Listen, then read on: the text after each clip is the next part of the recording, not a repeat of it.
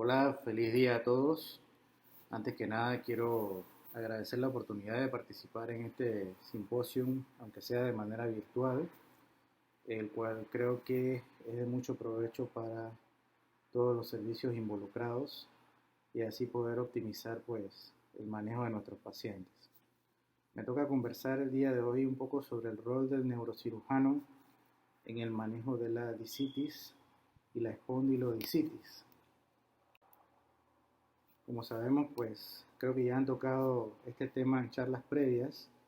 La discitis es un proceso inflamatorio e infeccioso que involucra básicamente el núcleo pulposo del disco intervertebral sin afectar los cuerpos vertebrales adyacentes.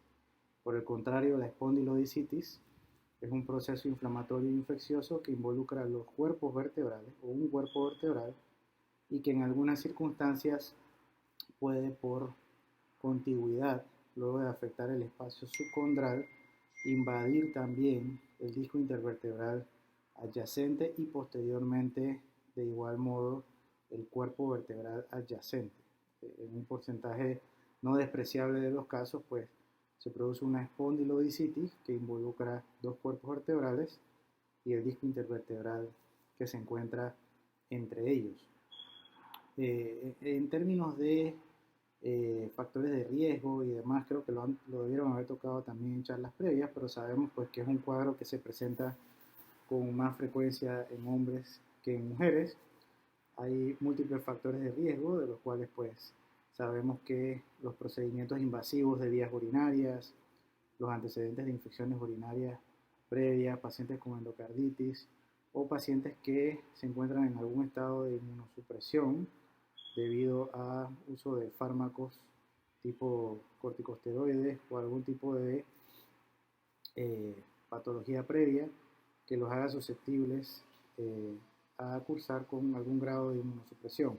Pacientes trasplantados, pacientes con uso de drogas intravenosas, etc. ¿no? Entonces, en términos de los tipos de discitis o espondilodiscitis, sabemos que tenemos la postoperatoria, que con esa pues realmente no hay mayor problema porque es un tema que se presenta luego de un procedimiento quirúrgico y nosotros pues evidentemente nos encargamos de darle manejo a esos casos por ser una complicación esperada en un porcentaje de los pacientes y a la cual evidentemente hay que darle pues, resolución.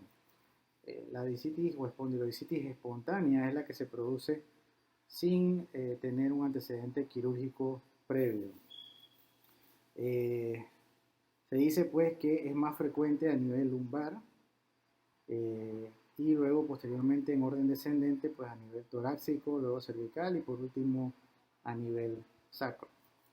El 17% aproximadamente de estos pacientes pueden presentar en algún momento del curso de su enfermedad síntomas neurológicos que pueden ser variables dependiendo de el nivel de la lesión. Pues, si la lesión está a nivel cervical, pues evidentemente puede producir una mielopatía cervical por compresión de la médula espinal.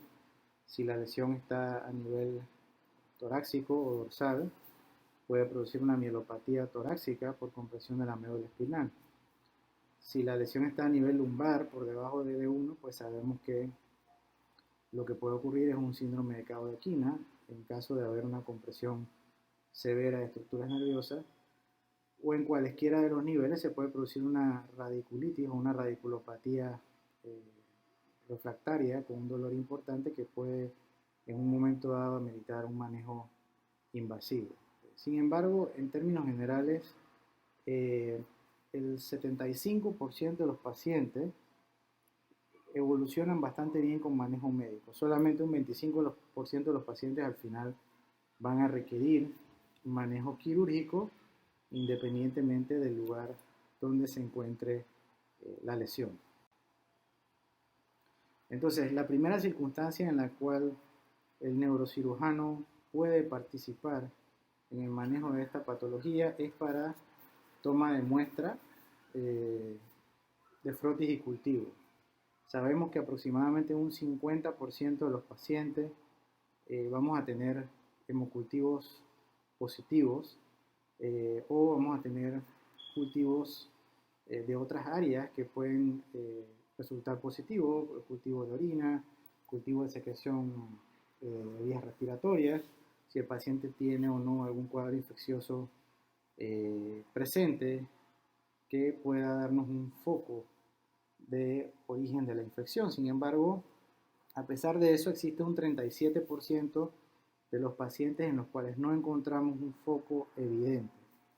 Entonces, pues, en estos casos nos ayuda la toma de muestra para frotis y cultivo. Esta toma de muestra puede ser de forma percutánea, que evidentemente es mínimamente invasiva.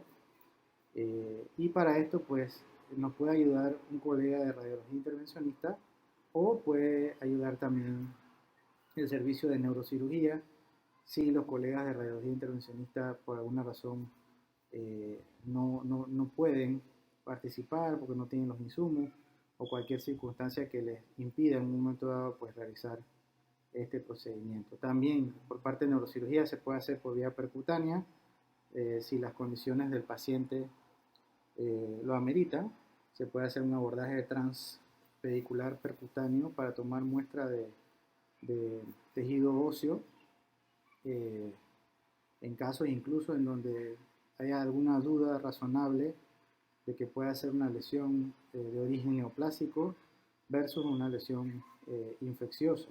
También se puede acceder a través de técnicas percutáneas mínimamente invasivas con agujas al espacio intervertebral y tomar muestra del disco intervertebral sin tener que hacer una cirugía mayor. Esto es importante porque se ha visto que aproximadamente en el 15% de los pacientes al realizar esta toma de muestras se han encontrado microorganismos diferentes a los que se pudieron haber encontrado en hemocultivos positivos o cualquier otro cultivo que se le haya tomado al paciente, y obviamente esto tiene un impacto relevante a la hora de optimizar el tratamiento antibiótico de los pacientes. La toma de muestra evidentemente también puede ser abierta, es más sensible, sin embargo es más mórbida porque evidentemente pues ya involucra un procedimiento quirúrgico mayor. Pero evidentemente pues en los casos en donde hay indicaciones de hacer una cirugía abierta, pues se toma la muestra por técnica abierta. La otra circunstancia en la cual participa el neurocirujano es en los casos en donde hay déficit neurológico. Pues aquí evidentemente no hay duda alguna. El déficit neurológico puede ser o puede instaurarse de manera aguda o puede instaurarse de manera progresiva. Podemos tener pacientes que inicialmente solo tienen dolor axial o un dolor radicular leve pero tolerable con medicamentos, y que en el transcurso de su enfermedad pueden empezar a desarrollar signos de tracto largo que nos hagan sospechar que hay un déficit neurológico progresivo, o pueden ser pacientes que desde su ingreso vienen ya con un déficit neurológico importante, ya sea un síndrome medular o un síndrome de Cobb-de-Quina. Evidentemente en estas circunstancias pues hay que actuar de manera rápida y oportuna. Hay ciertas condiciones que predisponen que los pacientes presenten este tipo de déficit neurológico. Por ejemplo, las fracturas patológicas, obviamente secundarias en estas circunstancias al cuadro inflamatorio infeccioso, hacen que el cuerpo vertebral pues sea más susceptible al colapso y se pueden proyectar fragmentos de hueso hacia el canal espinal, comprimiendo las estructuras nerviosas y obviamente pues causando un déficit por compresión. También hemos tenido casos de fragmentos de disco extruidos y proyectados hacia el canal con compresión de las estructuras nerviosas. Y bueno, en los casos en donde se presentan colecciones o abscesos, ya sea en el espacio subdural, que es menos frecuente, y mucho más frecuente en el espacio epidural, obviamente también por compresión, produciendo déficit neurológico. Aquí vemos un ejemplo de una espondilodicitis a nivel de C6, C7. Vemos en esta imagen de la izquierda una resonancia magnética, una secuencia T1 sagital con contraste. Vemos cómo aquí se pintan ambos cuerpos vertebrales, se ven hiperintensos con refuerzo y se ve una colección epidural anterior que evidentemente causa una compresión de la médula espinal a este nivel. En esta misma resonancia magnética, pero en cortes axiales, se ve, además de la compresión anterior, cómo se cierra la forámina por el agujero intervertebral del lado izquierdo, produciendo pues una compresión importante de la raíz nerviosa a este nivel.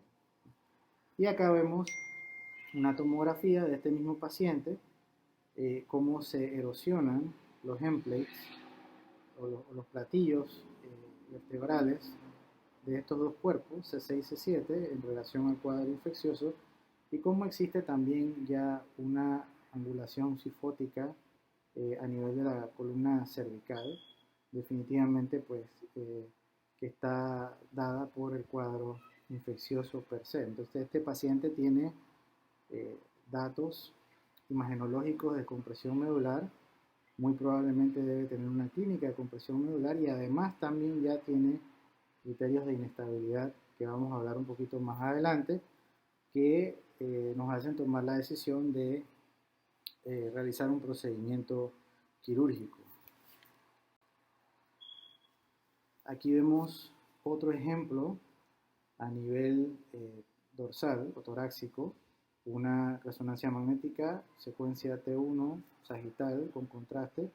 Vemos cómo se ven hiperintensos los cuerpos vertebrales a nivel de T8 y T9, cómo se ve una pequeña colección epidural anterior a este nivel. Sin embargo, desde T5 hasta T9, a nivel posterior, se ve un importante absceso epidural que capta contraste y que condiciona una compresión severa de la médula espinal a este nivel. Entonces, este paciente, pues evidentemente también tiene datos imagenológicos y seguramente datos clínicos de compresión medular y es un paciente candidato a manejo quirúrgico en ese momento. Otra situación en la cual participa el neurocirujano es en los datos en donde se encuentra inestabilidad espinal. Hay diferentes criterios de inestabilidad dependiendo del segmento afectado. Por ejemplo, el colapso vertebral es una condición que nos puede predisponer a que haya inestabilidad. Lo que conversamos hace un rato, el cuerpo vertebral se hace frágil, se hace susceptible por el cuadro inflamatorio infeccioso y puede producirse una fractura que si es mayor del 50% del cuerpo vertebral a nivel anterior, especialmente si la fractura se hace como una cuña a nivel de la columna anterior, o si es una fractura por aplastamiento con fragmentos obviamente hacia el canal, hacen que tenga criterios de inestabilidad. También está descrito a nivel dorsolumbar que si hay dos o más fracturas consecutivas, o sea, dos o tres cuerpos vertebrales consecutivos fracturados, eso también cuenta como un criterio de inestabilidad porque se ha visto que el riesgo de progresión hacia la cifosis es mayor. Otra situación que nos hace tomar la decisión de un manejo quirúrgico en un momento dado por inestabilidad es precisamente la cifosis progresiva. La cifosis, pues obviamente es una deformidad que se va produciendo secundario al daño que se produce a nivel de las estructuras óseas, por lo general con más frecuencia a nivel de la columna anterior y media, o sea, el cuerpo vertebral. Sin embargo, se ha visto que hay algunos casos en donde por contigüidad o por diseminación hematógena se afectan las facetas articulares a nivel posterior y esto también puede producir datos de inestabilidad. Entonces, a nivel cervical, pues lo que está descrito es que si la angulación cifótica es mayor de 11 grados o si el paciente tiene un desplazamiento del cuerpo vertebral sobre el contiguo de más de 3 milímetros, ya tenemos datos de inestabilidad. Aquí entra pues también el tema de la antero o la retrolistesis, ¿no? Si es a nivel dorso lumbar, pues se dice que el paciente debe tener una angulación cifótica mayor de 20 o 30 grados, eh, y esto pues evidentemente va a cumplir con los criterios de inestabilidad. Si el paciente tiene ateroretrolistesis a nivel dorsolumbar, independientemente de la cantidad del desplazamiento, pues se considera que hay algún grado de inestabilidad, especialmente si se logra documentar o corroborar en las radiografías dinámicas que usualmente tienden a incrementar el desplazamiento, ya sea anterior o posterior, eh, eh, que pueden tener estos pacientes en un momento dado. Aquí vemos un caso de una espondilodicitis a nivel L2, L3. Vemos acá las imágenes de resonancia magnética, un sagital T2, donde se ve cómo hay algo de hiperintensidad en los cuerpos vertebrales de L2 y L3 adyacentes al end plate o al platillo vertebral. Vemos aquí también que hay una pequeña colección ahí a nivel de L2, L3 que comprime el canal espinal a este nivel. En la secuencia T1 con un gadolíneo, pues ya se aprecia cómo se refuerza de manera importante con medio de contraste esta colección epidural anterior que causa una estenosis severa del canal lumbar a este nivel.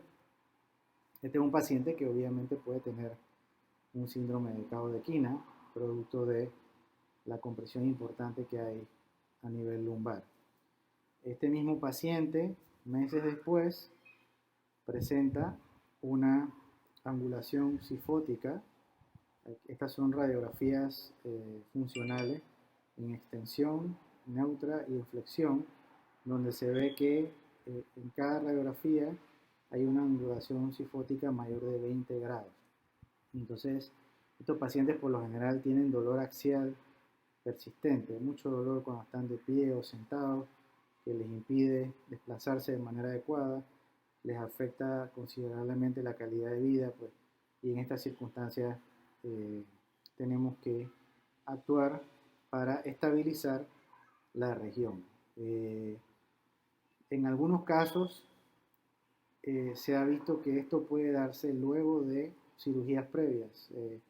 La mayoría de las veces la tendencia es a realizar una laminectomía descompresiva para darle espacio a las estructuras nerviosas y tomar muestra para frotis y cultivo.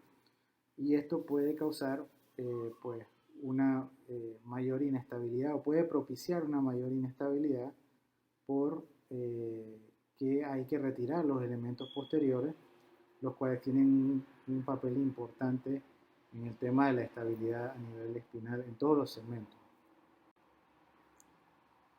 Este es un ejemplo de lo que se puede hacer en algunos casos. Esta es una lesión a nivel de unión dorsolumbar, más o menos T12L1.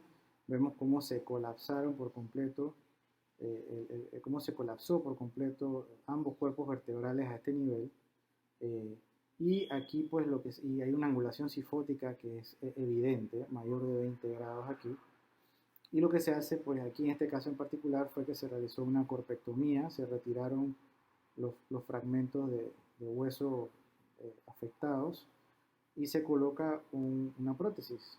Se coloca una prótesis, en este caso puede ser por vía lateral, lo cual ayuda a restaurar el balance sagital que debe tener la columna y se realiza una fijación posterior con tornillos transpediculares. Aquí solamente se ve más o menos la sombra del sistema porque la imagen está fijada a nivel central y los tornillos están más laterales, pero se logra ver que hay una fijación adicional que estabiliza esta área de tal forma que en la medida que va pasando el tiempo, pues se forma un puente óseo a este nivel y se logra estabilizar por completo la región. Otras circunstancias en las cuales puede participar el neurocirujano es para drenajes de absceso, por contigüidad, por ejemplo, abscesos de psoas. Generalmente esto lo puede hacer bastante bien el radiólogo intervencionista, pero hay algunos casos en donde las colecciones están tabicadas o septadas, los cuales en algunas ocasiones no son viables para el manejo por radiología intervencionista, y en esos casos pues también podemos participar, ¿no? Anteriormente esto estaba como reservado solamente para cirujanos generales. Hoy en día, con el advenimiento de técnicas de mínima invasión y los abordajes laterales, podemos tener un acceso vía retroperitoneal completamente lateral que nos lleva directamente al psoas y podemos realizar un drenaje bastante bueno del absceso, y si fuese necesario, en los casos en donde hay que estabilizar, se puede colocar un injerto, ya sea óseo o una prótesis, para estabilizar el área. Y bueno, otra circunstancia es cuando los raros casos en donde se producen infecciones crónicas que son refractarias al manejo, pacientes que están recibiendo antibióticos a largo plazo y no hay una mejoría. En estos casos, pues se recomienda realizar una limpieza del área, tomar nueva muestra de cultivo para ver de qué manera se puede optimizar el manejo de estos pacientes. Ya para terminar, eh, quería presentarles este flujograma que me pareció bastante práctico e interesante. Los pacientes que tienen datos clínicos sugestivos de discitis o espondilodiscitis, con dolor de espalda, con o sin fiebre, pues que nos hacen sospechar por historia que pueden tenerlo, se le mandan todos los estudios pertinentes, resonancia magnética, con y sin contraste, los exámenes de sangre, hemograma, velocidad de electrosedimentación, PCR. Si es una espondilodiscitis espontánea y el paciente tiene déficit neurológico, compresión de estructuras nerviosas o datos de inestabilidad o dolor severo, refractario o un deterioro clínico progresivo, si lo tienen, hay que realizar cirugía. En los casos en donde hay datos de inestabilidad, pues obviamente realizar una instrumentación para estabilizar el área. En esta parte no se recomienda dar antibióticos. Si el paciente no tiene estas condiciones, entonces se toma muestra para cultivos, que puede ser por radiología intervencionista.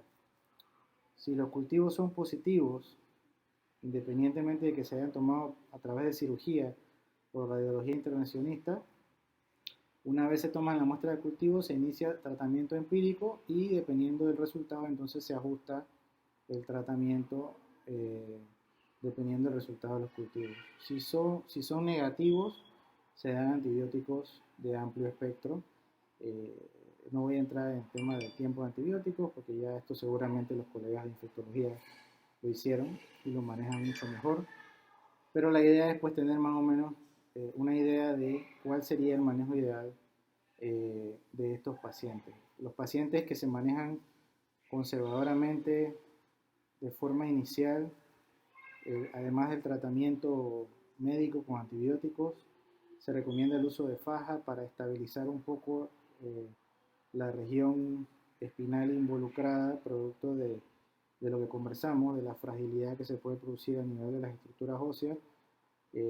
En estos casos las fajas pueden ayudar un poco a disminuir el riesgo de que se produzca una cifosis progresiva, o obviamente también ayudan a controlar el dolor en los pacientes. Sin embargo, hay que darles un seguimiento estrecho porque la clínica puede cambiar, ya sea desde el punto de vista neurológico o ya sea desde el punto de vista de estabilidad a nivel del segmento involucrado. Esto era lo que tenía para presentarles el día de hoy. Espero que haya podido ser bastante claro. Y cualquier duda, con mucho gusto, pues estamos a la orden. Saludos cordiales.